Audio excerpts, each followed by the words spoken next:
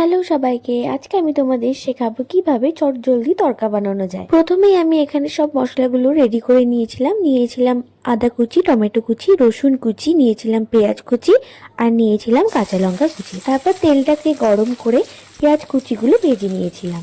হালকা ফ্রাই করে নেওয়ার পরে দিয়ে দিয়েছিলাম আমি এখানে টমেটো কুচি, তারপরে দিয়ে দিয়েছিলাম কাঁচা লঙ্কা কুচি। সব কিছু ভালো করে ভেজে নেওয়ার পরে দিয়ে দিয়েছিলাম আমি আদা, রসুন, পেঁয়াজ আর কাঁচা লঙ্কার পেস্টটাকে ভালো করে দিয়ে নিয়ে ভেজে নিয়েছিলাম। তারপরে দিয়েছিলাম আমি এখানে পরিমাণ মতো লঙ্কার গুঁড়ো, জিরের গুঁড়ো, হলুদ গুঁড়ো, তড়কা মশলা আর দিয়েছিলাম ধনের গুঁড়ো। সব কিছু ভালো করে এবার মিশিয়ে নিয়েছিলাম। তারপর অল্প পরিমাণে জল দিয়ে আর একটু কষিয়ে নিয়েছিলাম। তারপরে দিয়ে দিয়েছিলাম আমি এখানে পরিমাণ মতো নুন আর দিয়েছিলাম 1 চামচ ঘি। তারপরে দিয়েছিলাম অল্প পরিমাণে গরম মশলা দিয়ে ভালো করে ভেজে নিয়ে এরপরে আমি খাসির চর্বিগুলো দিয়ে দিচ্ছি। চর্বিগুলো দিয়ে এরপর মশলার সাথে ভালো করে মিশিয়ে আরও কিছু সময় কষিয়ে নিতে হবে। তারপরে আমি দিয়ে দিয়েছিলাম আগে থেকে যে সেদ্ধ করা তরকার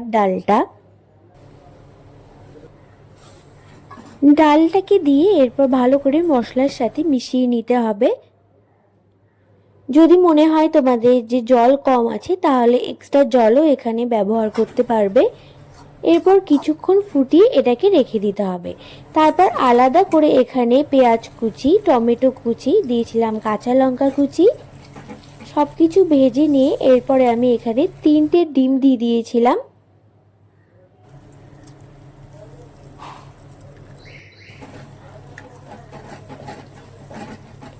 ভালো করে এরপরে ভুর্জি মতো করে নিয়ে এই ভুর্জির মধ্যে দিয়ে দিয়েছিলাম আগে থেকে রেডি করা এই তারকা মশলাটা দেওয়ার পরে এরপর ওই ভুর্জির সাথে ভালো করে মিক্সড করে নিয়েছিলাম।